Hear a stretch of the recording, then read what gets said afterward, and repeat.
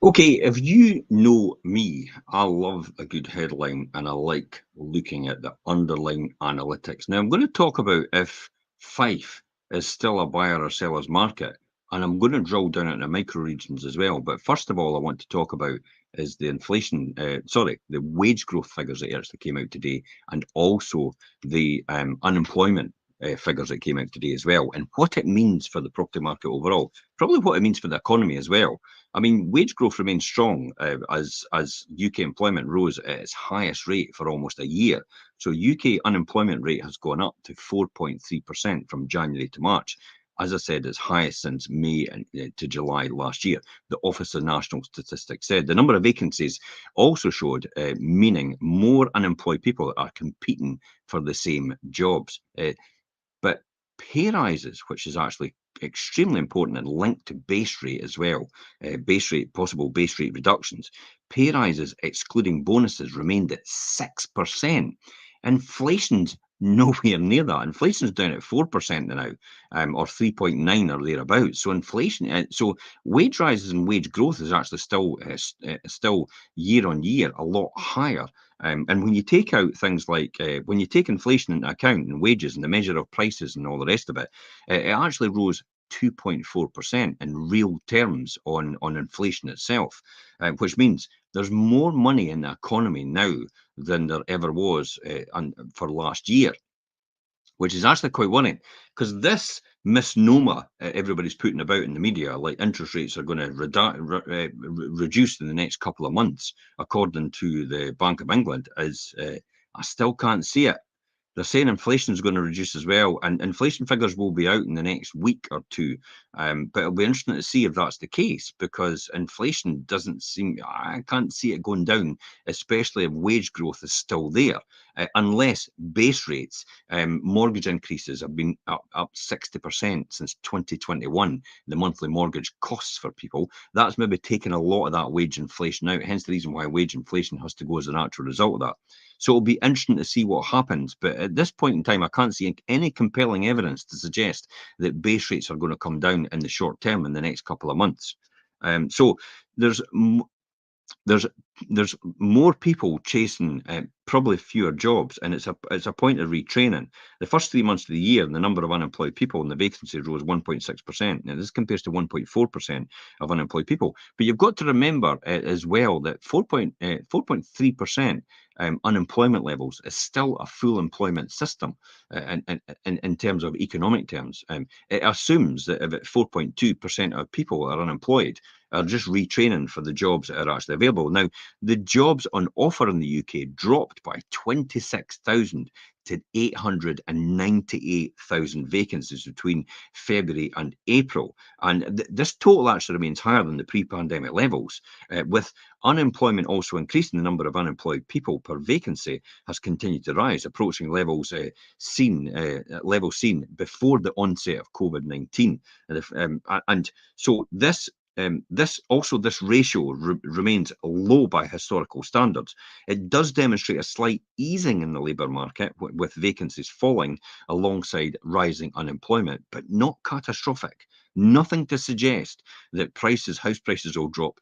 Interest rates might actually drop anytime soon. The unemployment might go up sporadically, quite high anytime soon, and also that inflation might actually come down um, drastically at any time soon as well. I can't see that, especially if they're looking at energy costs actually going up as well, and still remaining there with standing charges getting sneaked through. Your energy bill maybe is going down for your usage, but your standing charge is going up as a natural result of that, as the energy companies sneak all these charges through the back door. So this then takes me on to the demand for the Fife property market. Are we in a buyer or seller's market, and how will this affect us overall? But it's quite interesting when you look at the numbers overall. And let me just talk about this. So in Fife, there's 2,577 properties are are on the market at this point in time for sale.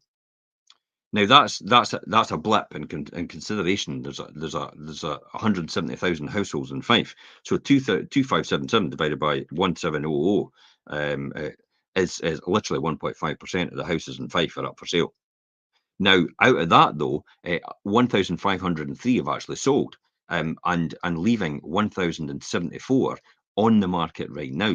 That means there's a 58% of the properties that are actually sold that are on the Fife property market at this point in time. Now, when you look at the numbers here, let me show this graph. This is actually quite important. This is a benchmark. When you look at this here overall, what are we looking at? We're looking at the statistics here.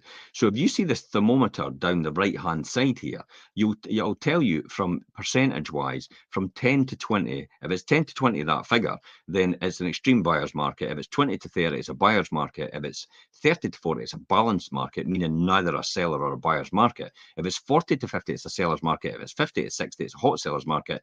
Anything above 60 is an extreme seller's market.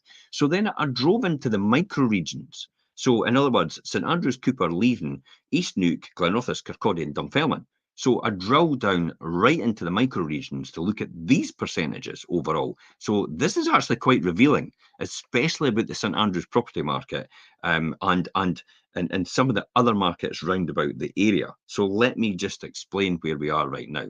Let me just jump back to this and let you see that. So, I'll go through these numbers. For example, Dunfermline is KY11 and KY12. In the Dunfermline area, there's 706 properties out of that on the market at this point in time. Now, there's only 211 available, which means 495 have actually sold. It's 70% have sold in comparison to what's on the market. And that indicates the Dunfermline market is still an extreme seller's market by these numbers. When you go to the Kirkcaldy market, KY1 and KY2 postcode, there's 431 properties on the market. There's 193 of them available. There's 238 sold, and you're sitting at 55% of properties have sold out of that total Kirkcaldy market itself, indicating that Kirkcaldy market is a hot sellers market. There's a by the way at the end. There's a qualification at the end. Listen out for this. Glenrothes market. There's 312 properties on the market in Glenrothes. There's 137 available for sale. That means there's 175 actually sold. That's a 56%. So Glenrothes is still a hot sellers market.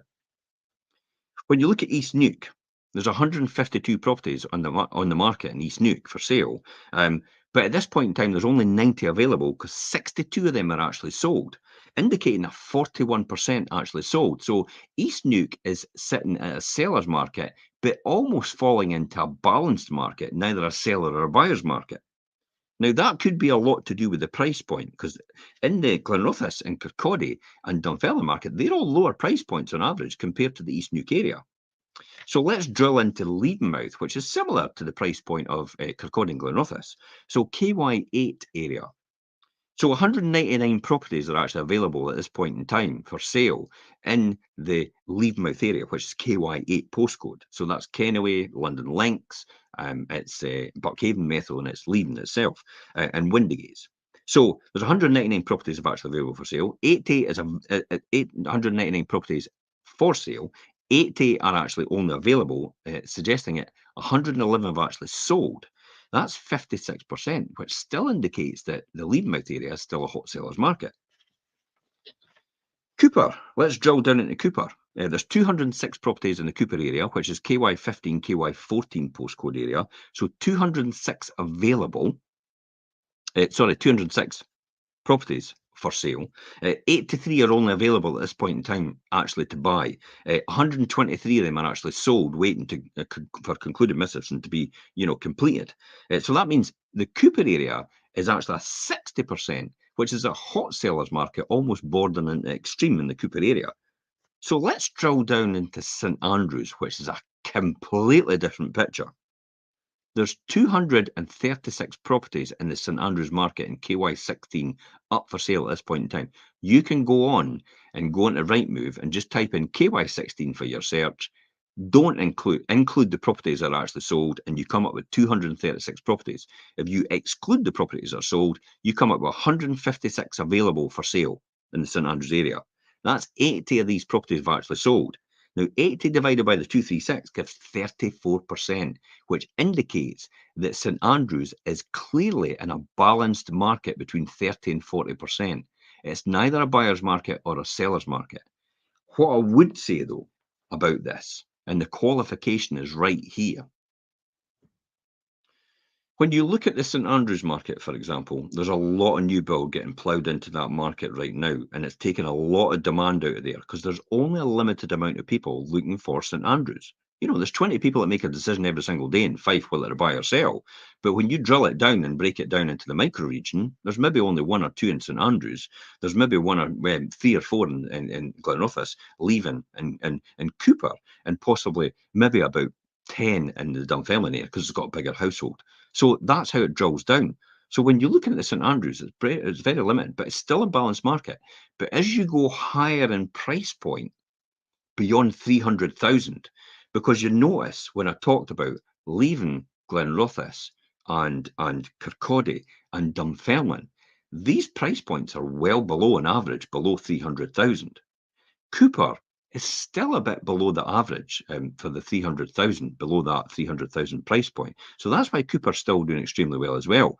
But as I say, when you get above 300,000, when you go to the East Nuke on the average price point in the St Andrews area, you begin to see a different market. East Nuke is bordering on a balanced market, still a seller's market as such, but St Andrews is clearly a balanced market at this point in time. It's not a buyer's market.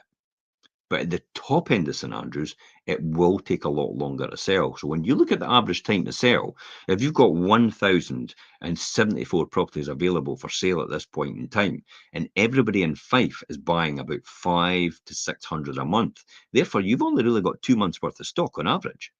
But if you drill it down into the micro-regions, you notice on the west coast in Dunfermline, it's taken a month on average to sell because they're selling a lot quicker because they're a lower price point. And then when you go to the east coast in Fife itself, when you've got the St Andrews area and the East Nuke area, they take a lot longer because they're a higher price point. So they could take between 2.5 to 3 months to actually sell on average. And that's why the average in the middle is 2 months to sell, which generally is the Levenmouth, the Kirkcaldy and the Glenrothes area overall.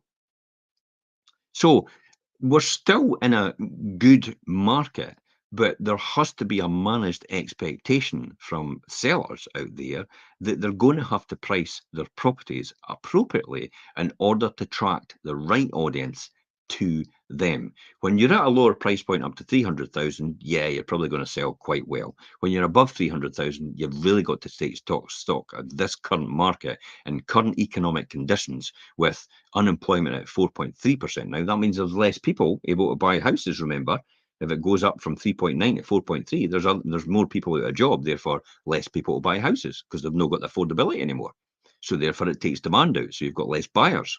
But you've also got higher price points. You've also got mortgage costs going up as well, 60%. But you've also got properties going up since 2021 as well, which accounts for the fact of a third of the buyer's market not being able to afford affordability levels of that 60%. Two-thirds is to do with the mortgage rates going up, the base rates going up, and the mortgage rates going up from 2021 to 2024. So hopefully that's given everybody a really good insight into where we are right now. Now, Richard and I did a show about probably last week, I think it was, and there is a link in this post to the show to read the article if you want to know a bit more about whether it's a buyer, whether it's a buyer or seller's market or it's a balanced market. But hopefully you understand when I've gone into the micro regions and I've looked at them individually, we can see clearly that from Dunfermline on the west coast, which is an extreme seller's market, extreme hot seller's market, and then it eases off as it goes across to the middle, to the hot sellers market, and then it goes into the East Nuke and into St Andrews finally to be a balanced market overall. Now, if you need more information or you need a chat or anything like that about these numbers and about what I mean by this, because maybe, I get it clearly in my head, to be honest, because I've got a clear picture of what's going on in the whole economy and how it'll affect the housing market overall, and especially how it'll affect the Fife housing market and the micro regions and the micro areas. So if you want a wee chat about that, please feel free to pick up the phone or you can message us direct on this post and we'll organise something from there. Until next time, guys, hopefully that's given you a great insight into the Fife property market and where we are right now. And we'll wait for more statistics to come out from the government, and I'll give you an update from then on as well. Until next time, I'm Jim Parker for Fife Properties TV.